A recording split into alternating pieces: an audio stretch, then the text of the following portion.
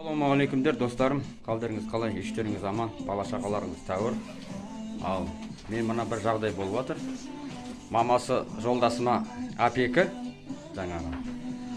Енді біздер қалада отырып отырмыз 6 жылдан бері, бірақ мамасы 6 жыл бойы әлі бір келген жоқ.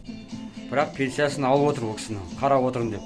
6 жылдан бері апекаға мен тағайындалмасам да, бірақ жолдасым 6 жыл бойы қасында келе жатырмын. Уақытымды бөліп жұмыстан сұранып келем, кейде ешкім болмай қалады дейді. Өзімнің қызым бар кішкентай. Ал мен сіздерге қазір жолдасымды толықтай видеосын жіберем қазір. Ал бірақ біздер қазір әлі сол айқай болып жатыр. Документін бермей жатыр мамасы. Тайпақ, мына Чапай дегендер вообще жұмыс істемейді екен. Әкімдері де, басшылар да, соттың басшысы да вообще ешкім жұмыс істемейді екен. Енді аттарын айтпай ақ қояйын, оны келесі видеода салам кімдер екен. Ал біздерде осындай бір не болып жатыр. Ал мынандай кішкентай немересі бар міне. Осындайда жоқтатпай келу керек. Өзім әкешім ерте қайтты. Ал осы видеоны толық түгел неге таратып жіберсеңіздер, сіздерден өтініш. Жаңағы қандай нелер бар, жаңа программалар бар. Мысалы Нұрлан Өтепбаев ма кім? Қандай программалар жақсы? Соларға таратып жіберсеңдер. Кім көмектескісі келеді? Біздер енді қазір облака жалдайтындай жағдайымыз жоқ, өзіміз квартира жалдап отырмыз. Жолдасым екінші топ мүгедек. Ал соған бір көмектерін, қол ұштарын берсеңіздер.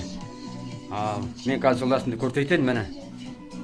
Міне осындайда келмегенде не істейді? Міне мамасы жоқ, міне қара 6 жылдан бері әкесі де, мамасы да мен болып жатырмын. Бірі туғандарда, бірі несінде хабарласпайды міне. Ал ешкім айтсаң, ауызбен бізге ешкім сенбейді. Біздерде толық құжаттар бар. Ал бұл жерде мені кішкентайым бар жүр мені.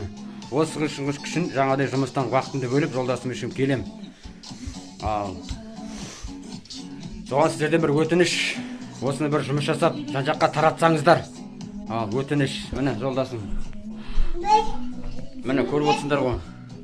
Қиналғанда осындай болған жоқ, былтыр да осылай болған жоқ, мамасы келген жоқ. Бірақ ай сайын үкімет тайпаққа біздер не жібердік жаңағы комиссия.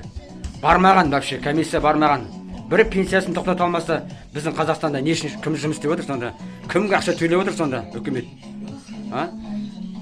Неге өз алмайды осы кезге дейін? Неге рахатын көрмейді осы кезге дейін? Неге біздің арамызға кіреді ол кісі? Не әкесі, не шешесі хабарласпайды мені. Айтарым сол халқым. Осы видеоны толықтай таратып жіберсеңіздер.